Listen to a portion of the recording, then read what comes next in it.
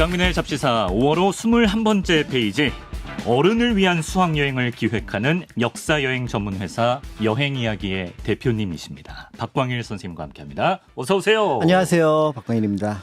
얼마 전 저희 영상 그 댓글에 강릉 선교장 투어 다녀오신 분이 직접 후기까지 막 남겨주셨던데, 네, 요즘도 한창 하고 계신가요? 깜짝 놀랐어요. 그래서 그 끝나자마자 저 잡지사 구독자입니다라고 말씀을 하시고 예. 기념사진까지 찍고 왔는데요. 이 잡지사의 어떤 명성이 점점 넓어지고 있구나를 제가 역사 현장에서, 답사 현장에서 확인을 했습니다. 거기 계신 분들에게 좀 구독을 종용하거나 이런 제스처는 취하지 않으셨나요? 종용까지는 그렇고 권해드리기는 했고요. 권하긴 하시나요? 네, 충분하죠. 그래서 예. 저희 이제 구독자 금방 늘어날 것 같기도 해서 또 한편으로 워낙에 저 말고도 좋은 그 콘텐츠가 많으니까 꼭 보시라라고 말씀을 드렸습니다. 아, 그렇습니다. 요새도 한복 입고 하시죠? 가이드를?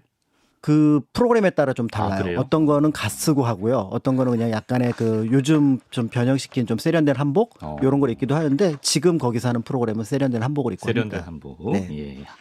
한복 입은 박광일 선생님 실물 영접하고 싶으신 분들은 좀 알아보시고요. 자, 벌써 이제 5월의 마지막 주인데요. 박광일 선생님의 역사 투어만큼이나 우리 학생들이 이맘때쯤 기다리는 여행이 있지 않습니까? 바로 수학여행입니다. 저희도 뭐 더 더워지기 전에 오늘 수학여행 같이 떠나본다면서요? 네, 1층에 버스 와 있던데요. 와 있습니까? 네, 근데 목적지가 정해져 있지 않아서 기사님께 여쭤봤더니 이거 쓰면 된다고. CBS의 일방통행길 그냥 한 바퀴 돌고 다시 세워질 수는 있어요. 아, 그렇구나.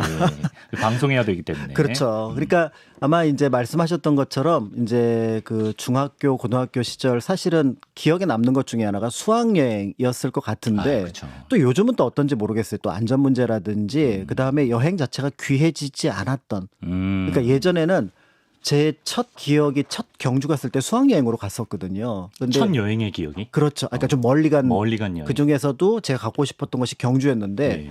고등학교 때 수학여행으로 처음 갔었는데, 지금 친구들 같은 경우는 이미 좀 오래 전부터, 사실은 초등학교부터 수학여행이 있기도 하지만 네. 먼저 다녀오기도 했고, 또 가족과 함께 여행 가는 것들이 예전에 굉장히 귀했었는데, 해외여행도 많이 가죠. 그렇죠. 요새는. 근데 요즘은 이제 그런 것들도 별로 귀하지 않아서 수학여행을 대하는 마음은 조금 달라지지 않았을까, 그런 생각이 들기도 하고요. 네. 그런 면에서 볼 때 이제 예전에 그보다 우리 시대보다 더 오래전이었고, 어떤 면에서는 근대 역사 속에 포함되어 있던 근대 일제강점기에는 수학여행을 어떻게 갔을까, 이런 부분들을 좀 준비해 보면, 그러니까 살펴보면 어떨까 싶어서 이제 준비를 했습니다. 수학여행에 또 어떤 역사가 담겨 있을지 기대가 되는데요. 선생님, 먼저 수학여행이란 말은 언제부터 쓰이기 시작됐을까요? 그러니까 이제 수학여행은 참 되게 한자로 적혀 있을 때는 금방 알 텐데, 한글로 적어 놓으면 왜 굳이 수학여행일까?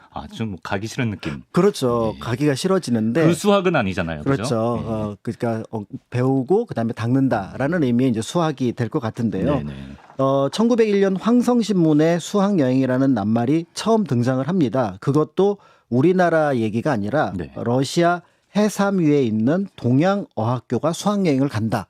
그러니까 해삼위는 연해주를 한자로 블라디보스톡을 한자로 표현한 거거든요. 그러니까 블라디보스톡에 있는 외국어 학교가 어디로 수학여행을 간다라는 게 우리나라 국내 신문에 실렸던 거고요. 그런 면에서 볼 때 이 시기에는 수학여행이라는 표현보다는 뭐 화류라든지 답청이라든지 그다음에 소풍이라든지 이런 표현을 썼고, 일본 말이 들어오기 시작했을 때는 원족. 예, 그래서 예전에 좀 나이 드신 분들은 소풍 대신 원족 간다. 그렇습니까? 네, 이런 표현들도 아마 쓰셨거나 들어보신 적이 있을 것 같은데, 이제 이런 낱말들을 많이 썼었습니다. 예. 수학 유람이란 말도 썼다던데요. 네, 그러다가 이제 수학여행 또는 이제 수학이라는 낱말이 공식화되기 시작한 거는 이제 국외 여행과 좀 관련이 있다라고 볼 수가 있을 것 같은데요. 1902년에 이제 대한제국의 수민원에서 이제 법령을 몇 가지 제정을 하는데, 그 중에 하나가 수학 유람, 그러니까 유람을 떠나는데 그냥 가는 게 아니라 공부하러 가는 겁니다. 라는 의미로 이 수학이라는 말을 썼던 것 같아요. 그러다가 이제 1906년 이제 사범학교 관련 법령에 이제 이런 말이 나옵니다. 수학여행을 간 날은 수업 일수에 포함시키지 않는다. 그러니까 수학여행이 이제 공식적으로 등장을 했다라는 건 알 수가 있지만, 당시의 수학여행은 수업 일수에 포함되지 않아서 별도구나. 학생들에게는 약간 고민스러웠을 텐데, 그래도 워낙 여행이 귀하던 시절이라서 충분히 받아들였을 거다. 지금 같으면은 예를 들어 수학여행은 학교 수업 일수에 포함되지 않는다 그러면은 다 안 갈 것 같은데. 그렇군요. 특히 이제 1899년에 개통된 경인선, 네. 경인선이 국내 수학여행에 큰 영향을 끼쳤다면서요? 그렇죠. 이제 수학여행의 핵심은 아마 두 가지 정도가 될 것 같은데 첫 번째는 멀리 가서 그다음에 이제 좀 하룻밤 정도 자고 오는 것. 그다음에 이제 두 번째는 친구들, 동무들하고 같이 가야 네. 이제 밤에 뭔가 재밌는 뭔가 이런 어떤 일들을 벌일 수가 있잖아요. 진실 게임도 좀 하고. 그렇죠. 예. 그런 면에서 볼 때 이제 멀리 가야 되는데 근데 거기에 핵심 요소가 교통편입니다. 아, 그렇죠. 당시는 뭐 버스나 이런 것들이 거의 없던 시절이니까 네. 그럴 때 이제 1899년에 경인선 철도가 뚫렸으니까 서울, 인천, 인천, 서울 꽤 먼 거리를 네. 금방 갔다 올 수 있거든요. 그러다가 그 영향력이 끼쳐지면서 인천에 월미도 일대에 유원지가 개발이 되기 시작합니다. 아, 예. 그래서 일제 강점기에 네. 경성역에 가면은 옷 쫙 빼입고 네. 그다음에 이제 어디 여행 간다 하는 사람들이 전부 다 어디로 가냐면은 월미도? 가는 거예요. 지금 막 그 디스코 팡팡 있고 요 위치인가요? 그렇죠, 그렇죠. 거기예요. 거기에다가 또 예. 이제 해수욕장이 조금 거긴 그 뻘로 되어 있는 거를 예. 약간 인공을 가미해서 약간 해수욕장 분위기도 냈던 송도 해수욕장 이런 것들을 연결을 하니까 이게 이제 굉장한 관광지로 각광을 받는 가운데 이제 이게 수학여행 코스에 또 들어가기도 했던 거죠. 네. 그러면서 이제 수학여행이 늘어났고 네. 더불어서 이제 근대 여러 학교들이 많이 생겼는데 학교의 핵심은 사실은 단체 활동이잖아요. 그러니까 그 단체 활동에서 교내 활동은 그게 단체인지를 잘 몰라요. 그러다가 교회 활동을 가면 우리가 하나구나 이런 느낌을 하게 소속감. 되고 그 더불어서 이제 대한제국 시절이라면 황제께서 뭐 우리 그다음에 애국하는 방법은 이런 것들을 그 학생들하고 교사들하고 공유할 수 있다는 점에서 또 이제 수학여행이 뭐 여러 부분에서 권장됐다 이렇게 볼 수가 있습니다. 그렇군요. 아니, 그런 의미가 내포돼 있었다면 이제 일제 시대 들어서는 뭐 조선 총독부나 통감부 입장에서는 이제 학생들이 수학여행 가는 게 썩 달갑지가 않았을 것 같은데요. 그렇죠. 일단은 일제 강점기 통감부 1906년 이제 그 시행 어떤 활동을 하고 나서 그다음에 10년 조선 총독부 성립하고 나서는 일단 일본 사람들이 보기에는 조선 사람들 특히 학생들이 모이는 거를 정말 싫어했습니다. 뭐 무슨 꿍꿍이가 있을 까 학생들만 모이면 뭔가 독립운동 뭐 할 것처럼 보였고 실제로 우리가 1919년 3.1운동도 기억하겠습니다만 민족대표가 이끌어냈지만 네. 실제로 그거를 확산시켜 나갔던 건 거의 학생들이거든요. 그러니까 휴교령이 곳곳에 떨어졌던 부분들도 그와 영향력이 있었는데 네. 그런데 수학여행이다? 바람직하지 않죠. 그러니까 뭐 여러 가지 이유를 대서 네. 그러니까 뭐 아예 가지 말라고 하면 오히려 이제 반발 날 테니까 네. 이제 사실은 이제 옆으로 돌려가지고 여러 제약사항을 두는 방식으로 수학여행을 못 가도록 그렇게 했던 거죠. 어떤 제약 사항이 있었냐면요. 좀 구체적인 기록이 이제 조선 총독부에서 각도 장관에게 관련 내용을 담은 문서에 포함된 내용입니다. 숙박을 요하는 수학여행을 하지 말 것. 수학여행의 묘미는 외박인데. 그렇죠. 숙박을 하지 마라. 당일치기로 갔다 와라. 그리고 이제 수학여행을 할 경우 그 여행 중 연구사항, 경과, 지명 및 경비를 기재하여 도 장관, 뭐 지금으로 치면 도지사에게 보고하라. 또 이런 조약이 있었다고 합니다. 학생들한테 수학여행 가서 연구사항 연구를 뭘 했냐고 물어본다면 네. 뭐 대답은 하겠지만 참석률이 현저히 떨어질 것 그렇죠. 같은데. 우리 방학 때 탐구 생활도 마지막 하루에 다 끝내는 게 보통 그럼요. 일반적이었었는데 네. 그러니까 이거는 거의 가지 말라는 얘기였던 거고요. 그런 면에서 볼 때 사실은 이제 1910년대 수학여행과 관련된 기록을 거의 찾아볼 수가 없습니다. 그러니까 우리가 보통 무단통치 시기라고 하는 이 시기에는 그러니까 수학여행도 통제의 대상이었던 거고 그러다 보니까 이제 수학여행에 대한 어떤 뭔가 기사들도 없었고 거기에 대한 경험치 이런 기록도 남아있지 않게 되었다라고 볼 수가 있습니다. 네. 하지만 1919년 3.1운동 이후로 수학여행을 떠난 학생들이 다시 좀 늘어난다고 하는데요. 거긴 뭐 특별한 이유가 있나요? 일단은 1919년 3.1운동이 포괄적인 어떤 통치가 효율적이지 못하다라는 판단을 했던 거잖아요. 그러니까 이제 다시 새롭게 일제 입장에서 그렇죠. 일제가 볼 때는 그렇다면은 새롭게 이제 조선 총독으로 부임했던 사이토 마코토가 볼 때는 이 정책보다는 데라우체 그러니까 정책이 맞지 않다고 봤던 거죠. 그렇다면은 문화 통치라는 걸 표방을 하는데 이 문화 통치의 핵심은 뭐냐면은 친일파를 양성하는 겁니다. 어차피 그러니까 한국과 일본이라는 1대1 구도는 한국인에게는 굉장히 어떻게 보면 독립운동하기 유리한 구도라는 거죠. 그런데 거기에 친일파라고 하는 어떤 묘한 제3지대를 섞어 놓으면 한국인이 분열될 수밖에 없는 거죠. 그거는 여러 가지 뭐 지식인들의 회유라든지 겁박이라든지 이런 것도 있었는데 또 하나가 뭐냐면 학생들한테 발달한 일본을 보여주자는 거예요. 아, 당시에 일본의 약간 우월성을 그렇죠. 좀 보여주고 1870년대 싶었다. 이후로 소위 말하는 메이지 시대 이후로 유럽의 어떤 여러 가지 산업이라든지 근대와 관련된 어떤 제도라든지 이런 것들을 받아들였던 부분들이 있거든요. 네. 그리고 그것을 한 지난 10년 정도 1910년부터 한 20년까지 또 한반도의 일정 부분 이식을 시켰단 말이죠. 네. 그렇다고 한다면 이거는 조선이나 대한제국이 못할 건데 우리 대일본이 할 수 있는 거다. 아. 그러면 이런 것들을 보여주면 학생들이 감화되지 않겠느냐. 수학여행을 통해서? 아, 그렇죠. 그럼 수학여행을 일본으로 갔다는 거예요? 아니 일본뿐만 아니라 네. 한국에 있는 산업시설들. 아, 그러- 일본으로 가기도 했고? 그렇죠. 오. 그러면서 그 수학여행을 어떻게 보면 목적을 좀 틀어서 어떻게 보면은 이제 그 한국 학생들에게 네. 이제 일본의 발전상, 일본의 어떤 식민 통치의 야. 정당성 이런 것들을 보여주려고 했던 겁니다. 예, 일제 홍보 수단으로 좀 수학여행이 사용된 감이 있네요. 네, 그래서 이제 사이토 같은 경우가 그런 얘기를 했었는데요. 네네. 조선 문제 해결의 사활은 친일 인물들을 많이 얻는 데 있으므로 친일 민간인에게 편의와 원조를 주어 수재 교육의 이름 아래 많은 친일 지식인을 긴 안목으로 키운다. 그러니까 찍어 누르는 정책보다는 이제는 이제 조선 사람들 사이에서 내부 분열을 만들려는 그렇죠. 문화 통치의 어떤 맥락 속에서 수학여행이 조금 바뀐 면모를 보였고요. 그렇죠. 그래서 이제 네. 수학여행 같은 경우까지는 많이 확대되지는 않았는데 일반 민간인들 특히 이제 뭐 교원이라든지 공무원이라든지 이런 사람들은 이제 일본으로 이제 시찰 형식의 관광을 시킵니다.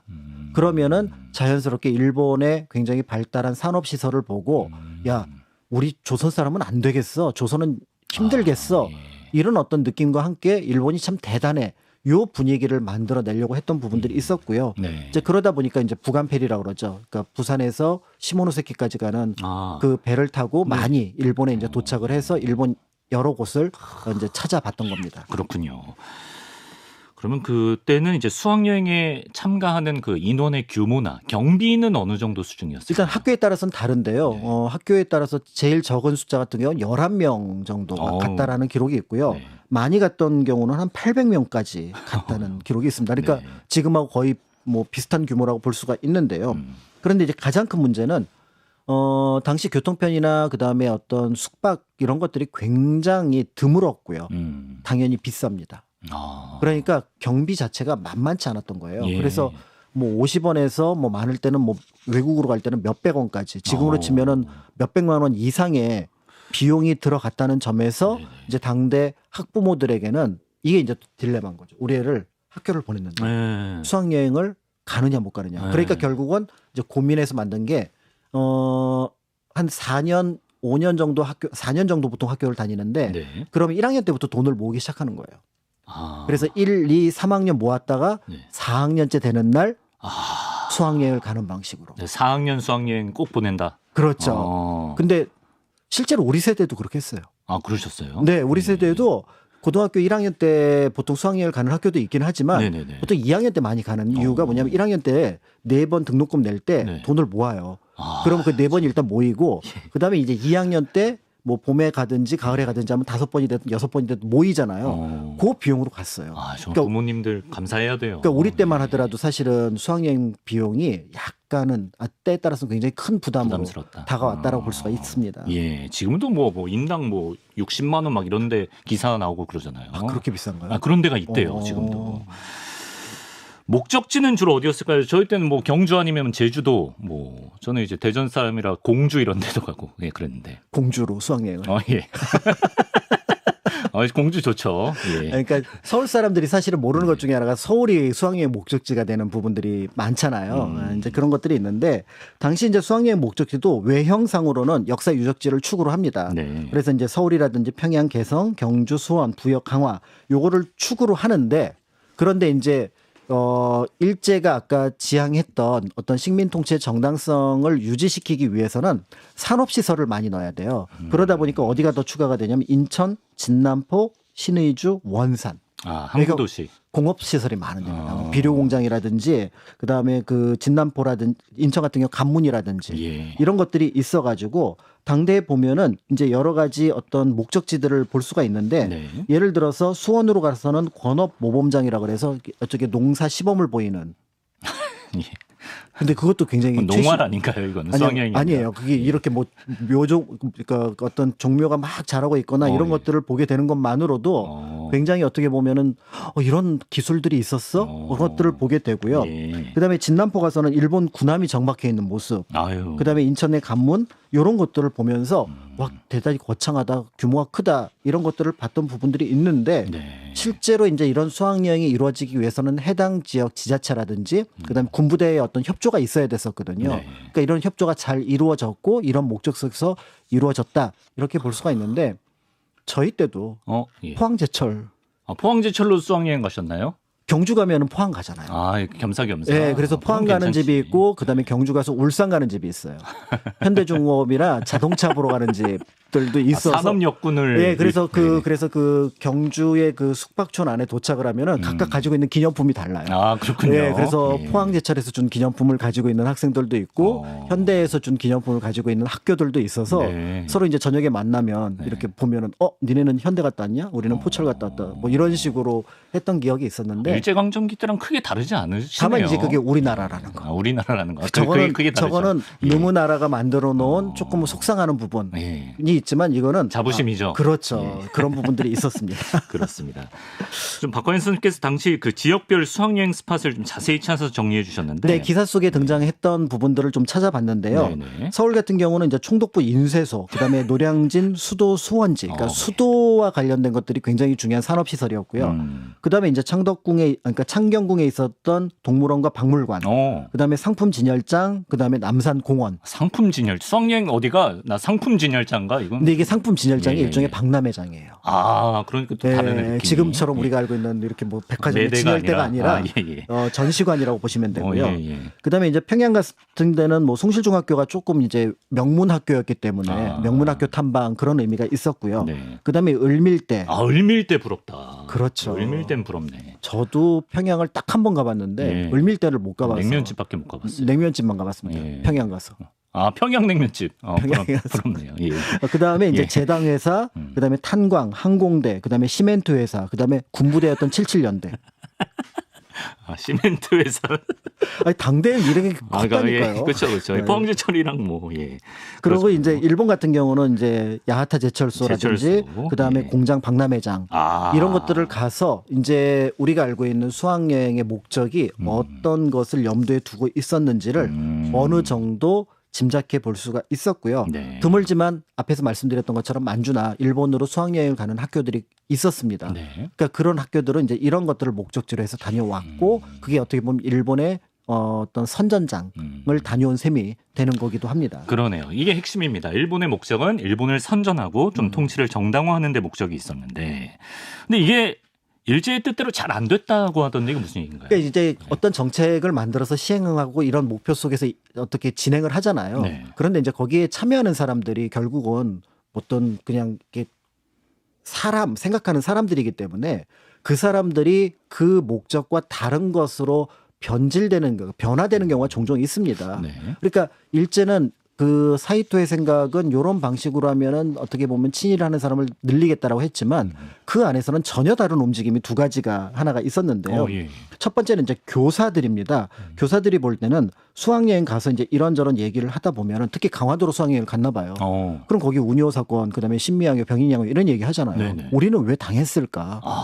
그럼 학생들이 거기에 갑자기 딱 맞는 거죠. 예. 그러니까 와 경치 좋다 막 이러다가 네. 딱 맞는 부분들이 있었던 거고요. 애국심이 생기고. 그렇죠. 예. 그다음에 일제 강점기에 당연히 이순신 장군에 대한 공부를 못 합니다. 그랬겠네요. 그렇죠. 예. 그럼 대신 배우는 게 뭐냐면 토요토미, 가토 기요마사, 고니시 유키나가 이런 걸 배워요. 네. 그런데 만약에 통영을 갔다거나 네. 아니면은 뭐 이제 부산에 갔다면은 당연히 거기서 이순신 장군 얘기가 나올 거 아니에요. 나오죠. 그러면 이제 학생들한테 너희들 이충무공이 누군지 알아? 라고 선생님이 얘기를 하면 그게 누군데요? 그랬더니 500년 전 우리가 일본 해군을 완전히 무너뜨렸던 분이야. 애들이 깜짝 놀랍니다. 가슴이 벅차오르죠. 그렇죠. 예. 우리가 이런 민족이었어. 이런 나라였어. 어. 라는 게 이제 교사들로서는 현장에서 운용의 묘에 따라서 이제 만들어지게 되니까 자연스럽게 더 나아가서 우리 국토, 뭐 일본에 뭐 후쿠오카가 뭐가 나오고 하는데 우리나라에서는 어디에서 백자토가 나오고 어디서는 고령토가 나오고 이런 걸 몰랐다라는 거죠. 예. 근데 가다 보면은 그 얘기를 하게 되니까 그러니까 자연지리에 대한 공부도 하게 된다. 필요하다라고 이제 교사들이 주장을 했던 부분들이 있습니다. 예, 이제 말씀하신 내용이 1932년 동광이라는 잡지에 글로 실려 있는데요.